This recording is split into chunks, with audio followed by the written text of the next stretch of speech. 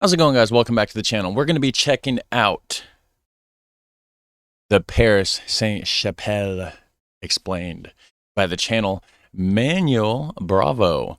So make sure you go check that out. Links will be in the description section down below as always.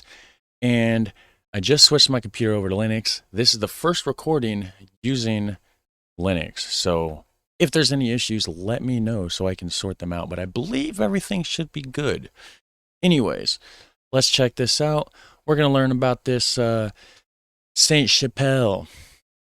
I believe that's how you pronounce it. Gothic architecture, distinguished by its use of pointed arches, ribbed vaults, and flying buttresses, flourished in France in the 13th century in a period of architecture known as High Gothic, where the construction of cathedrals reached an exceptional level of refinement and height. Around 1230, there was a reaction against the huge scale of High Gothic cathedrals, and architects began to use the same structural approach on smaller scaled buildings, which brought a new sense of intimacy and an increased complexity of detail now intended to be appreciated at close quarters. This new style was later known as Rayonnant Gothic. The word Rayonnant is French for radiant, and this name is due to the rays of light that radiate through the windows. Very cool style. Very cool. I didn't know it started in France, though. Like, you know, because you see this kind of style, or at least what looks to me like this kind of style, all over Europe. So. The nature of the style made it ideal for palace chapels, of which the most spectacular example is the Sainte Chapelle in Paris. Sainte Chapelle. Built between 1242 and 1248, the Sainte Chapelle was commissioned by King Louis IX to house the relics of the Passion which he had acquired from the Emperor of Constantinople. Okay, so this is the guy that we learned about in the last one, St. Louis IX. Among them the crown of thorns and a fragment of the true cross. These relics cost him twice as much as the construction of the building, and he brought them to France in 1238. The Ile de la Cité, the heart of the city of Paris since antiquity, was dominated by Notre Dame Cathedral on the east. Nice. And on the stuttering in the video is not me. That's not the recording. That is the video. The videos do play good. This one, for some reason, is just like this, unless it's just me. If you want to check the original video, the link will be down below if you want to double check. But for me, this is how it's actually playing. So. The west by the Palais de la Cité, the royal residence of the kings of France in the Middle Ages, making the island the seat of political and religious power. When's the last time that a king lived there? That's a good question. Let me know down below. While you're down there, hit that like button. The chapel was built attached to the Palais de la Cité as a symbol of the king's piety and authority. So as you approach the building, standing within a small courtyard inside the palace, you'll notice its structure is slightly different than the larger cathedrals. In Gothic cathedrals, you have flying buttresses to hold the structure of the arches. But because this building is so small, flying buttresses would prevent light from passing through the windows. And the main objective of Gothic architecture is to get as much light as possible inside the building. So in order to be able to have such small buttresses that could support the thrust of the vaults, the architect of the Sainte Chapelle designed a system of internal iron rods that encircle the building. I don't know what buttresses is, though. I think it did show it.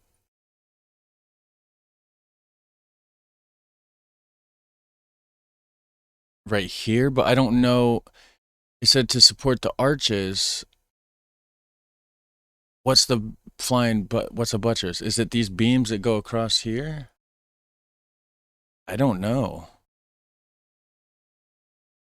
Thrust of the vaults. The architect of the Sainte Chapelle designed a system of internal iron rods that encircle the building, linking the buttresses horizontally. Okay. These rods are concealed in the masonry and pass across the windows, also serving as the framework that supports the glass. Thanks to this ingenious dematerialization of the structure, and to the wondrous properties of medieval stained glass, the interior of the Sainte Chapelle has no equal, as the chapel is flooded with colorful rays of light that enrich the spiritual and divine experience of entering the chapel. And what's so special about medieval stained glass, though? Is it different than stained glass that we have today? Does that actually have structure in it? Because I know somebody told me that they use different metals to get the different colors. So does that add structural integrity to it beyond like the normal strength of like a standard pane of glass? The arrangement of the pinnacles and other elements such as the balustrade, the gargoyles, and the exterior tracery mimic the shape of a reliquary reflecting the building's purpose. But they also mimic the shape of a medieval crown with its jewels and ornaments. This resemblance to a crown could be interpreted as a symbolic homage to the relic it was built to enshrine, reinforcing its spiritual and sacred significance. Making the total height of the building over 75 meters, the spire is built of cedar wood and covered with lead for weather resistance. That's safe. Statues of saints, gargoyles, and ornate carvings highlight the craftsmanship and the attention to detail. Yeah, it's pretty detailed. That's insane. The spire not only accentuates the verticality of the building, making it visible from the distance, but also serves as a symbolic element that stretches towards the heavens. I like those little models they have right there. That's a museum or something, I would assume. Very cool. The Sainte Chapelle has 2 levels. In the ground floor, there is a room with a low ceiling that was a chapel for the servants of the royal palace, while the spacious upper chapel was used by the royal family and the court. The ground chapel is accessed from the courtyard, and the upper chapel is accessed from the palace. From the main facade, you can appreciate the double height of the upper chapel. The rose window of the Sainte Chapelle was built in the 15th century, using a later style of Gothic architecture known as flamboyant, which is French for flaming. And it was called that because you can see how the stone tracery has curves forming flame-like shapes. Very cool Other looking. elements from the exterior are also from the 15th century, such as the 2 small spire on top of the 2 towers on each side of the main facade, both decorated with fleurs de lis beneath sculpted crowns of thorns. As you enter the ground chapel, you'll notice the polychromy on the interior. Usually Gothic architecture is not colored, but the walls, columns, and traceries of the Sainte Chapelle are completely painted with bright colors such as gold, red, and green. And the vaults are painted of royal blue with fleurs de lis. Yeah, and it's just so this is the style. That's the French Gothic style then, right? The vaulted, like arched, pointed, ceilings like that. I've seen stuff similar to this like all across like different places in Europe and different videos that I've seen. So I'm wondering, it just started there then and spread out, right? Because France had a huge influence over Europe, of course. The columns inside alternate between red and blue, and each represent the 2 royal families from which the king, Louis IX, descended. The blue columns with the fleurs de lis represent the Capetian dynasty through his father, and the red columns with the golden castle represent the kingdom of Castile in Spain through his mother. Okay. And at the end of the chapel, in the center you'll see a statue of Louis IX, known also as King Saint Louis. This chapel is very compact as it has columns in the middle of the space, and the ceilings are low, giving a cave-like effect thanks to how close you can see the vaults. It looks so cool. As I said, originally you would have entered each chapel through the central portal on each floor. But the way you access the upper chapel now as you visit the Sainte Chapelle is through the spiral staircases on the sides. Why? After visiting the ground floor chapel. So after being why now is it different? Why not make it the same as it was originally intended? compacted in the lower chapel, and then compacted even more as you climb up the narrow stairs, you finally get to the upper chapel that gives you an amazing expansion of light and space.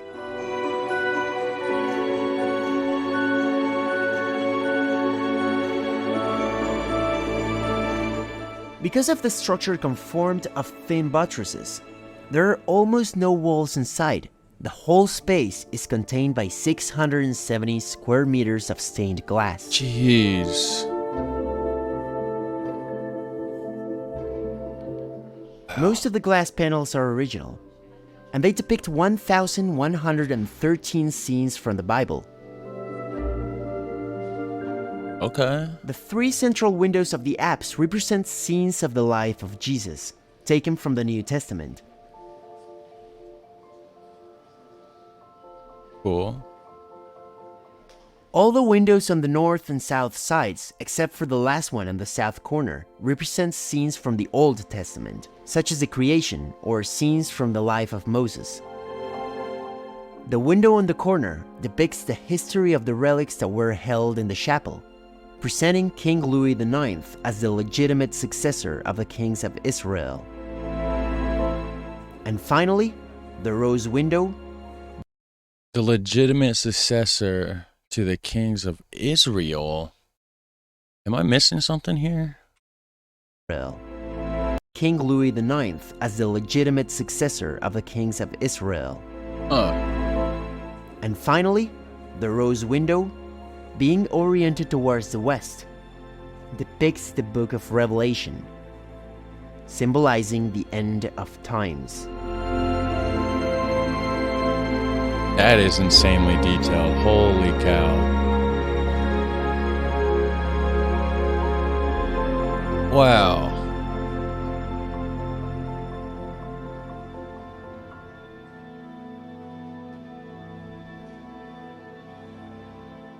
The most fascinating thing about the scenes depicted in the windows is that, although they are biblical scenes from antiquity, the characters are depicted as medieval people, wearing medieval clothes and armor, and walking in medieval towns surrounded by medieval castles. Kings from antiquity wearing medieval crowns, and ancient priests wearing medieval clothes. That's just, they just probably didn't have the concept of, hey, all this time ago, people were wearing something different, different styles of clothing. They just depicted them as you would depict whoever you would see in that time period, I guess. So it makes sense. They didn't know any better. They didn't have TV or magazines or drawings in books that showed how people dressed however many years before that, These biblical scenes are presented through a medieval lens because artists from the Middle Ages could only draw upon their contemporary concept of king, attire, and architecture. Exactly.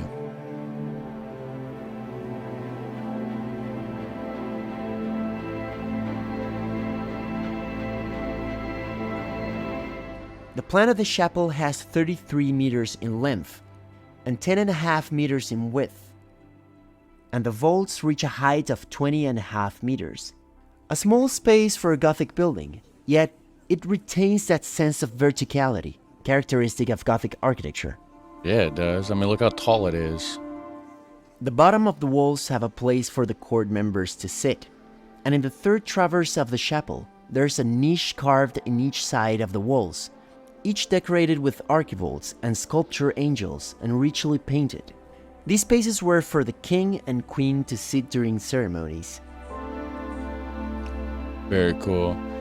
It's just like how did they build that though? It's just so much detail, so much time. Like, did they just make homemade scaffolding to climb up as they were building it to get to the top. Like, that's just crazy.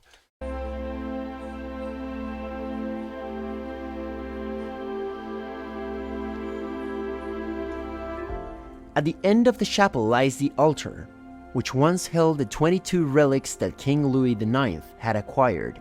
The Gothic altar is adorned with gilded elements and intricate carvings, and it serves as a focal point of the chapel's interior, drawing the eye upwards towards the stained glass windows and the vaulted ceiling.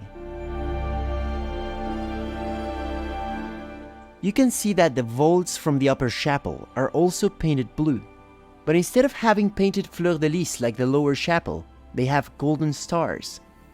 This distinction in decoration visually represents the medieval belief in the divine right of kings, where the monarchy is seen as ruling under divine authority. The fleurs-de-lis in the lower chapel symbolize the monarchy's protection over its subjects, while the starry ceiling in the upper chapel symbolizes the heavens, emphasizing the royal family's proximity to God.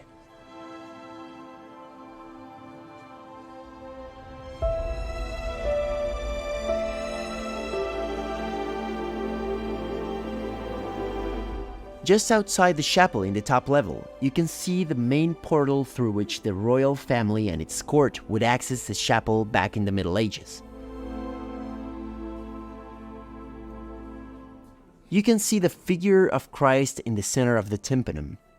Next to him are two angels with the two main relics that the chapel held, the crown of thorns and the cross, and on the sides are Virgin Mary and John the Baptist. Below, the lintel shows Saint Michel weighing the souls of the dead. So much detail. Those sent to heaven on the left, and the damned on the right. On the lower walls, you see panels depicting biblical scenes. On the left, you have the creation, and on the right, Noah's Ark. Most of the portal was destroyed during the French... And weird looking creatures, though. What? Okay, so you got normal birds and, there's a lion and a cow and normal stuff. There's people in the boats. Look on the outsides. Look around the edges. Is that the thing from the Neverending Story? Wow, dragons maybe? Huh. Ark. Most of the portal was destroyed during the French Revolution, and it was remade by a French sculptor in the 19th century. Several parts of the Sainte Chapelle were damaged during the Revolution, and in the 1840s, scholars, archaeologists, and architects restored the chapel to its medieval state, being as faithful as possible with the original drawings and descriptions that had survived. The most famous of these architects was Eugène Emmanuel Viollet-le-Duc, who, after working on the Sainte Chapelle, dedicated his life to restore Gothic architecture, most notably the Cathedral of Notre Dame. Yeah. In the Middle Ages, Jean de Jandin, a French writer, described the experience of entering the Sainte Chapelle, which gives us a sense of what medieval people thought when entering these impressive Gothic churches. But also that most beautiful of chapels, the Chapel of the King, most fittingly situated underneath the walls of the royal palace, is graced with the most firm and indissoluble structure of the most solid of the stones, the most select colors of paints, the precious gilding of the images, the decorous transparency of the glowing glass all around. I mean, it looks great. I mean, the color scheme, everything, it just flows really nicely together. It really, really does. The most beautiful ornaments of the altars, the wonderful virtues of the sanctuaries, the design of the reliquaries externally adorned with gleaming gems, and so great exaggeration of beauty is generously given to that house of prayer, that upon entering it, as if carried off to heaven, one would not without reason think has entered one of the most precious chambers of paradise.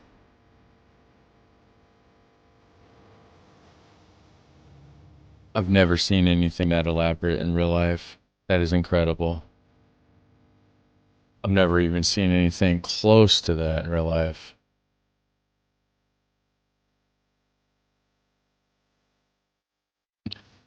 And I don't know if the video itself is stuttery I hope you learned. normally, I just heard her singing. or if it's literally my hardware. Maybe something's wrong with, I don't know. So if you want to click on the original video, go check it out, whatever, let me know. If not, that's cool too. You guys have a super fun, awesome day. I'll catch you in the next one. Take care. Bye.